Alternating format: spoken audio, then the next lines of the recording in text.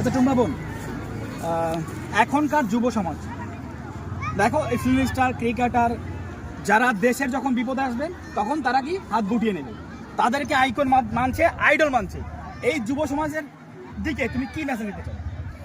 আমি যুব সমাজকে একটাই মেসেজ দিতে চাই, দেখুন এন্টারটেনমেন্ট জন্য ঠিক আছে, আমি বলছি না আমি কারো পেশা বা কোনো কিছুকে ছোট করছি না, তারা তাদের মতন করে পেশা করছে, তারা আমাদের আনন্দ দিচ্ছে, সেই সব কিছু ঠিক আছে। কিন্তু যখন আমার দেশের স্বার্থ আসবে, যখন দেখতে হবে যে আমার দেশ বিপদে পড়েছে, তখন আমার দেশের জন্য যারা প্রাণ ত্যাগ করেছে এবং যারা আমাদের জন্য যাতে আমরা ভালো থাকি, অনবরত তারা শীত, গ্রীষ্ম, বর্ষা আমাদের জন্য যেভাবে তারা লড়াই করে যাচ্ছে আমাদের শত্রুদের সঙ্গে, অবশ্যই আমাদের তাদেরকেই আইকন মানা উচিত। যেমন আমাদের ইন্ডিয়ান আর্মি রয়েছে, যারা আমাদেরকে প্রোটেকশন দেওয়ার জন্য দিন নয় রাত নয় এক করে নিয়ে তারা তাদের মতন করে লড়াই করে যাচ্ছে। আমাদের দেশের জন্য যারা প্রাণ দিয়েছে, যেমন ছত্রপতি শিবাজী মহারাজ, আমাদের যুব সমাজের উচিত তাদেরকে আইকন মনে করা।